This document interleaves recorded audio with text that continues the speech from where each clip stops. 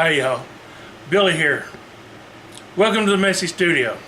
So you want to turn pins? Well, maybe I can help. Before we get going, got to give a shout out to a friend of mine, Holly Denny, the Snowman Queen. Got my first sticker, so I'm gonna put it. I don't have a sticker wall, and I don't even have stickers. I haven't had any made yet. So I'm going to put it in what I consider a place of prominence.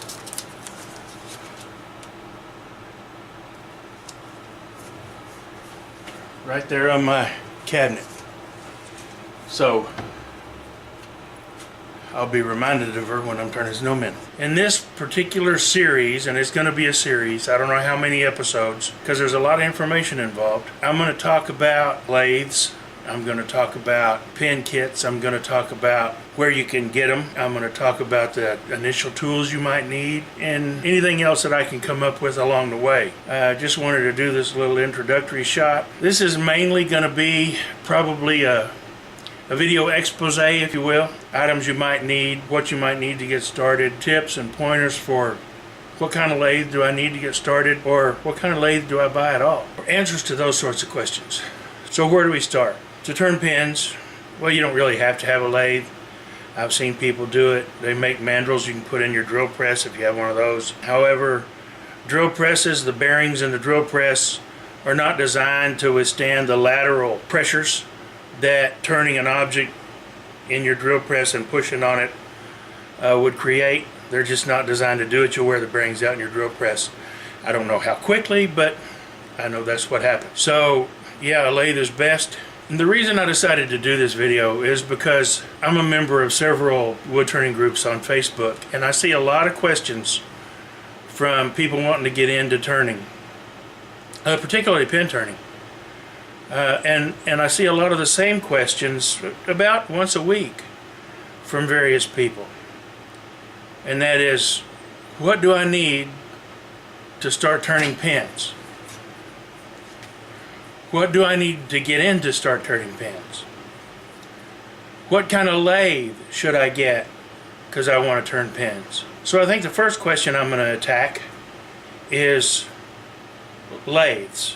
What kind of lathe do you need, and where you might be able to find them?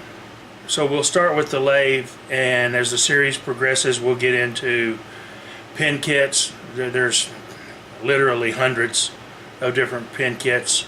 There's many vendors. There's some better than others, some more reputable than others, some less expensive than others, and I'll try to highlight those sorts of things as well. So if you're interested and you really want to get into turning pins, come along with me on this little journey, and I'll see if I can help you out. All I can do is try. I decided to attack this in 6 different modes. I don't know how many videos it's going to be, but I decided to hit this from about 6 angles. First thing we're going to talk about is lathes. Then we're going to talk about tools and accessories. Then we're going to talk about pin kits. Then we'll talk a little bit about not just wood blanks, but blanks. And we're going to divide those blanks into 3 categories: wood, synthetic, and special. And you'll see more of that as we go on. So, with lathes, where do you start? What size lathe do I need? What brand of lathe do I need, or what is best? Well, that's the $64,000 question. I got my first lathe. My wife gave me it for my birthday. It was a cheap Harbor Freight. They're full size, not the variable speed, but the one you can get for under $100 on sale. My wife got it for I think $69 back then. It was 2004. Couldn't do crap with it. Nothing fit it, or at least not then. And you could literally, it had the bedways were thin wall square steel tubing, And when you tighten the headstock down or the tailstock down with a piece turned between centers, you could literally watch the lathe bow. And the tailstock came up with two steel pieces up to where the quill was, and you could watch those flex as well. It was a horrible lathe, absolutely horrible. I turned a lot of people turn today what they call stick pins. They'll take a wood blank and make it round and put a nice shape on it and drill it out to accept the insert from a big stick, you know, the old straight big pins. I started doing the same thing, but I wouldn't use the big stick pin. I was using the big clickers. I would drill each end so that it would accept the nib and where the clicker goes, and I'd make them the right length, and so the clicker functioned. The only problem with those was I had to cut the plastic pocket clip off more often than not, or risk making the wood so thin that it just wouldn't hold up. And I gave a whole bunch of those away as gifts. I haven't turned one of those in years, but they were really popular, and I decided, you know, I want to turn something better. So I had that lathe for about 3 months, sold it for as much as she paid for it. And I was really fortunate. I belonged to Western Ohio Woodworkers at the time. Large organization of some really, really fine woodworkers. Turners, furniture makers, you name it, they were there. I had the extreme pleasure during that time of meeting with a woman who I guess I have to consider as my mentor. She's a production turner, well known among the gallery and art world, Judy Dittmer. And she teaches a lot of classes, and like I said, she's a production turner. She makes primarily, or did, I don't know if she still does, jewelry and wall art. Absolutely fabulous work.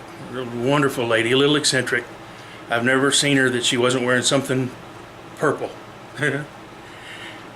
But, you know, we all have our idiosyncrasies. Great lady. I was looking to, you know, upgrade to something. I had picked up a used, I got lucky and found a used Delta MIDI, one of the old non-variable speed. To change the speed, you had to change the belts. I found one on Craigslist, I think, for $100. Worked great. Recently gave that one to my good friend, and it's still working. It's a great lathe, but I wanted to do something more than just pins. I wanted to get into the pin thing because when my youngest son was in junior high, he made his mom and I each a pin. I still carry his pin today, and I said, you know, one of these days I want to do that. So that's where I was headed. And that little MIDI lathe got me started. But I knew I wanted to do something bigger. I wanted to do bowls. I wanted to do vases. I wanted to do whatever I wanted to do. Big stuff, bigger stuff. Yeah, it was many years before I turned something bigger than 10 inches in diameter, but still, I wanted the ability to be able to do that, and I was looking for something with variable speed. So before I got around to asking her this question, Sears had a sale on their 15-inch variable speed lathe, and I thought, okay, cool, you know, I'll buy this. I got that for about $500. The only problem with it is it had a Reeves drive, and it wasn't a real, it wasn't as hardy as the Reeves drives on your Jets and your Grizzlies, but it did what I wanted it to do. But even that I kind of outgrew, and I was ready to move on. I ended up selling it for about $350, and I had asked Judy in the meantime, what is, because I didn't want to have to upgrade anymore ever. And so I asked her, what's the best lathe for me to get? Where do I start? And her answer was very, very simple. to make a long story, well, it hasn't been short. I've been waffling. In a nutshell, I'm going to tell you what she told me. Get the very best lathe. If you think you're going to do something bigger than pens, if you think there's any possibility whatsoever that you're going to want to expand beyond the pen making world, get the biggest and best lathe that you can afford. And that made a lot of sense. The lathe I ended up going with was the Powermatic 3520B. And I went that route. I was looking at the Nova DVRs. A lot of my friends had them and loved them. But the one complaint constantly about the Nova was that it didn't have, it does now, but it didn't have a heavy stand. You'd have to either have to buy one somewhere or have one built. And the Powermatic did. This thing weighs 650 or better pounds. It's huge. So, and I found it on special. I got it on sale, $2,500. This was in 06 or 07, 06. But and I haven't looked back since. It's a fantastic lathe. That's the way I would have gone. I'm not trying to push Powermatic on anybody. There are other options out there. The Jet, I think it has a Reeves drive though. The Jet 1840, for example. There's a 1644. There's the Nova is a good lathe. A lot of people have them. A lot of people like them. But if you're going to get into bigger things, then you want to look that direction. If you can. If you can't, if you need to start small like I did, then there's a number of other options that you can go with. So let me talk about the smaller lathes for just a minute. I forgot to talk about lathes that a number of companies have. I think Harbor Freight has one. There's several others that you might find on Amazon. They're maybe 2 or 3 inches over the ways for a total spindle size of 4 or 5 or 6 inches. They're typically about 14 to maybe 18 inches in length. They're way underpowered. Yeah, they're cheap, but for a reason. I wouldn't get one of those on a bet. So where's a good place to start? A good place to start, if you think you're just going to want to turn small stuff and you don't want to spend a lot of money, Craigslist.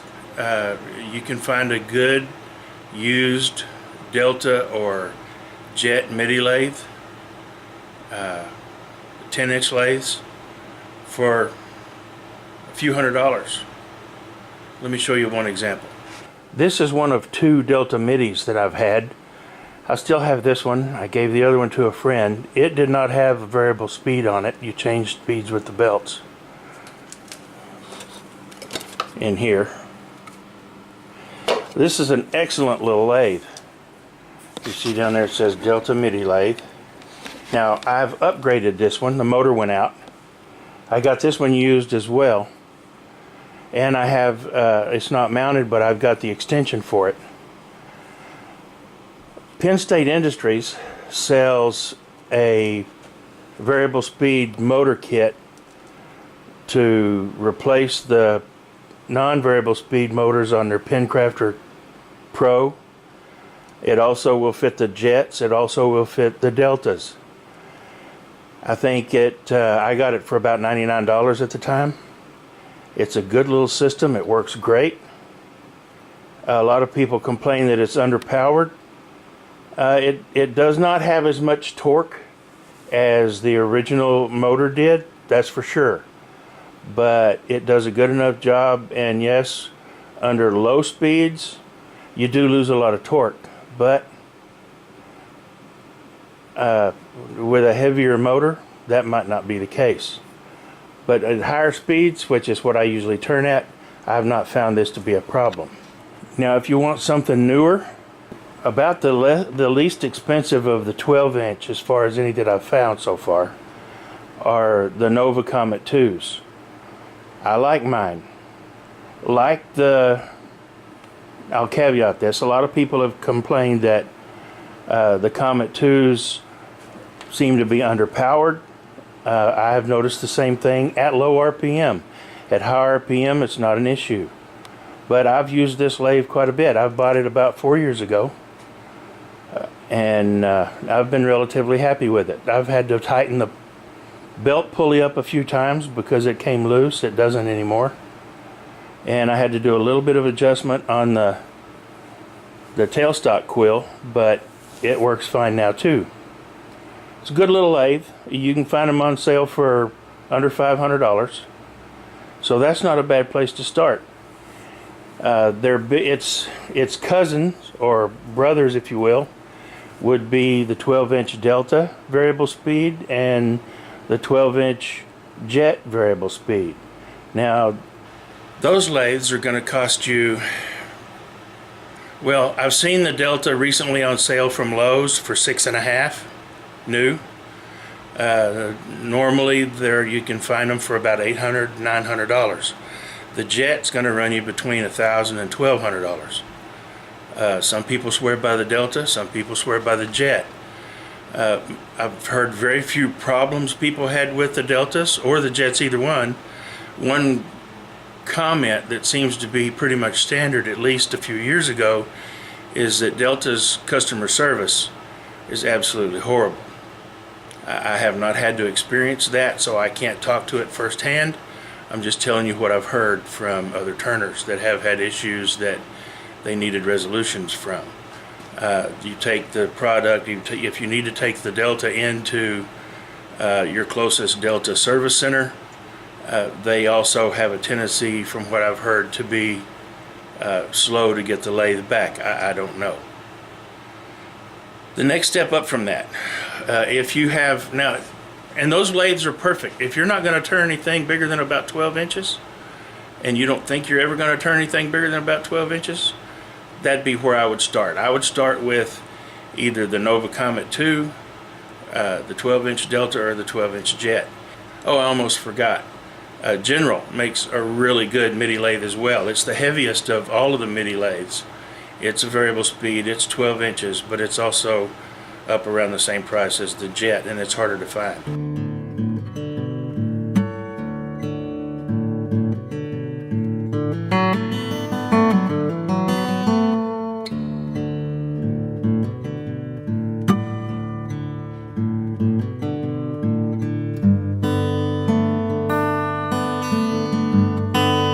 If you think that you're going to need something bigger than that, if you think that you're going to like it well enough to move on, then the only other way to go is to lay out some serious cash. And that's to go with either one of the big Grizzlies. They make several sizes, and a lot of people have had really, really good results with them. I've not turned on a Grizzly. Back to the big lathes, Grizzly, Jet, Powermatic, the Nova DVRs. They make 2 models, I think. Again, a good place to look for an inexpensive lathe, or a cheaper way to get started, is just keep your eye on Craigslist. But with the bigger lathes, you're going to lay out some money. They're not cheap, and they're not cheap to get into. My advice, if you're looking for a lathe and you want to get into pin turning, at the very least, get a good working Delta MIDI, Jet MIDI, or even the new ones, or the Nova Comet 2. For the big lathes, I really love my Powermatic. I have not turned on a Nova before, or on the DVR before, but several of my friends have them and swear by them. It was not my intent to leave out the One-Way, the Jet, the Grizzly, the Laguna, or the Robust. Also, outside the United States, you can find the Record Power and Axminster. There may be others, but I don't really know of those. I've heard of these and seen several people turning on them. So I'll put up a few pictures of some of those. An interesting point that I meant to mention and forgot is that Robust makes an excellent lathe for someone that is handicapped, that can't stand for a long time and needs to turn when they're sitting, or somebody confined to a wheelchair even. I'm not going to go into a lot of detail on that, but Carl Jacobson recently posted a YouTube video where he shows you that particular lathe. It's a 16-inch lathe, and the nice thing about it is that it actually pivots at the stand to nearly 90 degrees to drop the lathe pretty much into your lap. It's pretty cool. Well done on Robust for that. I'll put a link to Carl's video in the description below. So that's what you need to know about lathes and getting into turning. Again, bottom line, buy the best, biggest lathe you can afford if you think that you're going to really seriously want to get into this. I've upgraded 3 times. I wish I had gone straight to what I know now, and I could have saved myself a little money and a little time and a little heartache. But if you don't know for sure if you're going to like it, don't spend the cash. So how can you avoid that? What can you do? Try to find some people locally that don't mind teaching you and letting you learn on their equipment, and see if you really like this. If you like turning pins, or if you like turning something else, or you think you might, once you've practiced on their systems for a while and under their tutelage maybe, then you'll have a better idea of what it is that you want to buy and what it is you need to buy, so you can save yourself some grief that way. So if at all possible, find somebody locally, a wood turning club or whatever, that can help you out and is willing to help you out and let you try to do a few things and see if you're going to like it before you fork out the cash.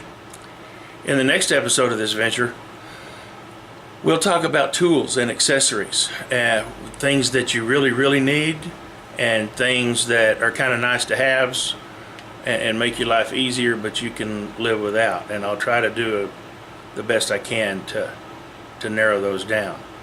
I've tried to put links and pictures, things that I've could throughout this video to try to help you out a little bit in making a decision.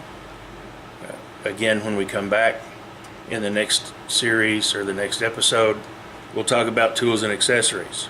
Things like mandrels, chisels, what tools do you need to be able to turn with, bushings, live centers, and optional material or optional tools. I hope this has helped. Please like and subscribe. Come back and see us, and next time we'll cover these accessories. Thanks again for watching, y'all.